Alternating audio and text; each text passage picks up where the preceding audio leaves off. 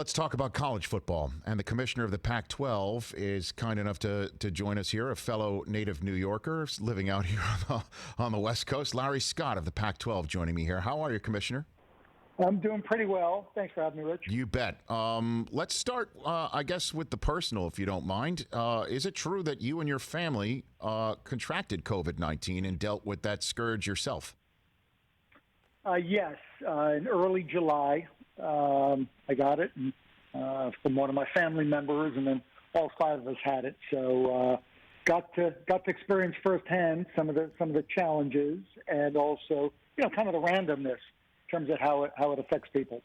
From my wife, who is asymptomatic, to myself, who had several days of pretty tough symptoms. So it gives me a different lens to look through all this with, in terms of how you contract it, not just the impacts of whether you have the virus or not, but those around you, in terms of those that have to quarantine and some of the mental health issues associated with it and all that. So just feel fortunate to have kind of come through it and back to full strength. Okay, and where do things currently stand with the Pac-12? I understand last week you made an announcement that Quidel Labs and the Pac-12 have come together to strike a deal over rapid point-of-care antigen testing, and how you've called that a game changer. Where do things currently stand on that changing of the game, Commissioner?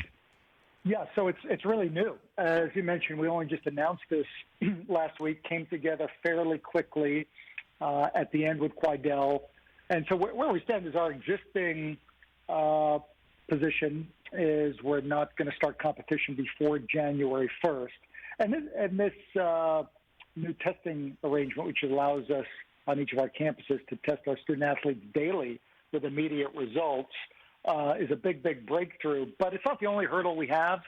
You may be aware we've got half of our league, 6 of our schools, the 4 California schools, USC, UCLA, Stanford, Cal, and 2 Oregon schools, Oregon and Oregon State, that don't currently have approval from county public health officials to have contact practice.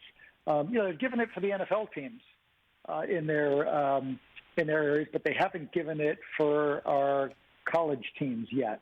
I'm hoping this testing arrangement will give the public health officials more confidence that these student athletes are not in harm's way engaging in football practice because they're being tested daily and they'll be able to be weeded out. So, but that's a step that we have to overcome. If that happens, there's a possibility we could evaluate starting earlier than January 1st. We need 6 weeks of training camp to ramp up, so we're not talking about starting tomorrow, even if we could. But there's now a crack in the door where we could potentially start before January 1st. Okay, so in terms of all this, Larry, look, you're probably like me and everyone else in the media in the fact that you're trying to learn public health on the fly in a certain way that you never thought was part of your job requirement. Yep.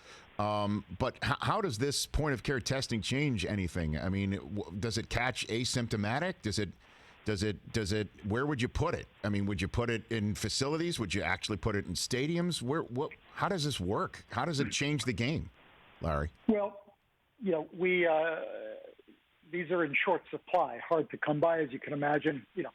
Hospitals, nursing homes, right, urgent cares have needed these, and our earlier estimates we weren't going to have access to this kind of testing until the end of November. So the big breakthrough is we're now going to have them 2 months earlier. By the end of this month, we're actually going to have devices, these readers, in our training rooms, and enough tests to test our football student athletes, basketball, and other contact sports daily, starting in early October.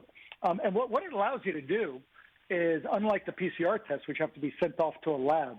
And again, I'm not a doctor either, but I feel like I could get a degree with the number of hours I've put into some of these calls. Unlike the PCR tests, which need to be flown to a lab to be tested in the 24-hour to 72-hour turnaround time, the way these antigen tests, they're called, work is nasal swab, and within 15 minutes, you have a result. Now, they're considered pretty accurate, but not as accurate as the PCR tests. But by taking them every single day and getting the immediate result, it's believed that there's a much higher degree of confidence you will keep anyone that's got the virus from practice. this is going to also be done in coordination with a research study because there's just not a lot of data on this. It's also new, Right. To actually prove. And so we'll still do PCR tests on our student athletes because it's a research with Quidel to answer the question you just asked. Can this type of testing algorithm every day with immediate results do a better job at weeding out asymptomatic and symptomatic positives compared to what's in the current standard, which is this PCR test every few days with the delayed results. So we're going to, hopefully, we can prove that this works because it may then be a pathway to, kids getting back to school, getting back to work, the economy getting back in different ways because this study doesn't exist. Well, I had a couple of Mondays ago, Stanford head coach David Shaw on my show, and I asked him if he thought that the Pac-12 made the right decision on pushing football. He said the word unequivocally. Now, put that together with this testing. Do you think that it's already moved the needle with coaches and potentially school presidents within the Pac-12 to rethink this decision? How quickly, I know this is two questions, but how quickly can you get back on the field? Have opinions already changed? Well, people are immediately more open-minded. I think we're prepared to be flexible, but we can't revisit the decision until the county officials in Southern California, Northern California, and Oregon give us a green light and bless it. So we can move pretty quickly after that. But, I was on a call already this morning with football coaches at our working group, just, starting to look at some modeling. But really that's the next hurdle for us, Rich, is to see if we can get blessed to come back to practice and play by public health authorities. If so, I think we'll move quickly to answer that question. Well, if you're talking about governmental authorities, word is that Kevin Warren, your colleague at the Big Ten, has received a phone call from President Trump on this subject. Has the president called you, Larry Scott? Have not heard from the White House, but I am talking to Kevin, and they're trying to figure out this testing thing too, and seeing if they could start before January 1st as well. I mean, given that our two leagues made a similar decision, we're not comfortable with all the uncertainties trying to start on time. I'm trying to see if we could align our schedules so that not only can our student athletes play for a Pac-12 championship, but maybe there'll be some cool postseason opportunities, Rose Bowl and otherwise after. I don't know if that's going to be possible. Kevin's got different pressures, different points of view in his league, but it's something we're going to fully explore. Well, I mean, let's explore a bit of different pressures and different, if you will, priorities. We've got Larry Scott, Pac-12 Commissioner, here on the Rich Eisen Show. Why do you think the president hasn't called you, Larry? I mean, if he's called the Big Ten, is there a different set of standards involved with Pac-12? Because the hue and cry hasn't been very loud here on the left coast, although there are passionate fan bases for sure. I know them very well. To what do you owe this? Well, I don't know. I don't know what goes into the political calculus, but what I will say is our conference has been very aligned, and you have not seen a lot of controversy. You've not seen coaches, presidents, governors, lawsuits, parents reaching out. I do think we did a good job being very transparent, being very communicative with the different groups. We have, as you heard from Coach Shaw, we've got a lot of alignment about what we're doing, and so we haven't been in the news as much. We'll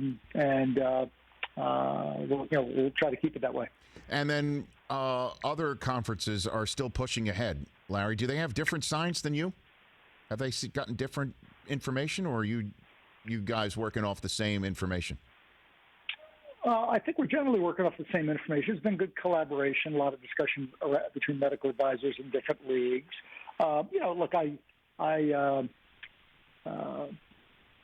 don't want to disparage any other league's decision-making. Everyone is under a lot of pressure, and there's a lot of arguments around every side of this issue about what's the right thing to do or wrong thing to do.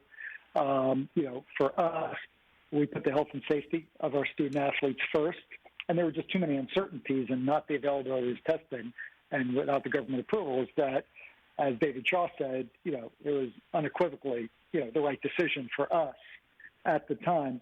But, in a way, college football is is a bit of a microcosm of what's going on in our country more broadly. I think the same science exists for everyone, but can you explain why different states require masks and others don't? In some states, bars are open, and others they're not.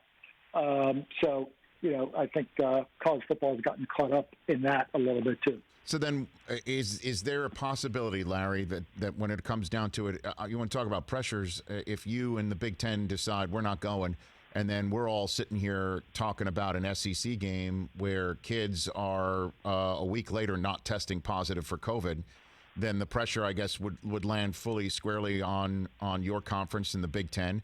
And the other way, shape, and form is it would be bad news for everybody, because that would mean that kids are testing positive. And we all want everyone to be healthy. Do you think, Larry Scott, that this will eventually push the NCAA and the Power 5 conferences to come together, with all due respect to smaller schools and other conferences, where you just group up and have everybody monetize it like it's a sports league? Do you think that this might actually happen, Larry Scott? Well, first, I'm cheering for the success of the SEC, ACC, Big 12, A, because we want everyone to be healthy, but B, if they're able to successfully get through their season and finding out that, playing football is not spreading the virus, that then gives us more confidence to move forward. So we're going to learn a lot from the NFL. We're going to learn a lot from what happens in some of these other leagues these weeks, and I hope it's positive. But I don't think we're going to see any major restructuring in terms of revenue sharing or in terms of decision making. There's a long history to the way college football works. The extent to which we're together is around the college football playoff, and I think that will stay an entity regardless of how many teams or leagues are playing or not. This will be revenue sharing. It still requires all 10 conferences to agree on whatever we're going to do. But beyond that, at the NCAA level, I think it's slow, it's very fragmented, and it's really hard to make structural change like you described. And I guess crystal ball it for me. I get this question all the time because, being on NFL Network for as long as I've been, I hear it all the time. I ask it of players and coaches when they come on from the NFL, do you think there's going to be a full and complete season? And, they're all trusting the process that's been put together, but it's a professional sports league. Do you think, Larry Scott, Pac-12 football will be played, not could be, will be played before Thanksgiving as we're sitting here Tuesday after Labor Day?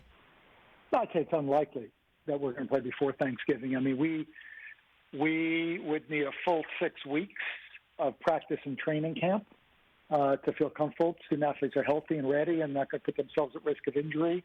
So I think that's probably unrealistic, knowing that sitting here today, 6 of our schools don't have the government approvals to move forward. But I wouldn't rule out post-Thanksgiving or early January at the latest.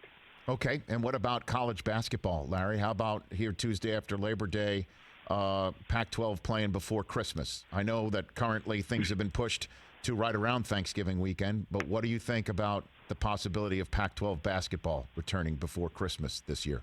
Yeah, I'm a little bit more optimistic answering that question. I mean, first of all, the NCAA is going to help us. We've been lobbying them, and I think they're going to push back the start of their season. It was supposed to start November 10th. Now it's going to start, I think, around Thanksgiving. So that gives us a few more weeks.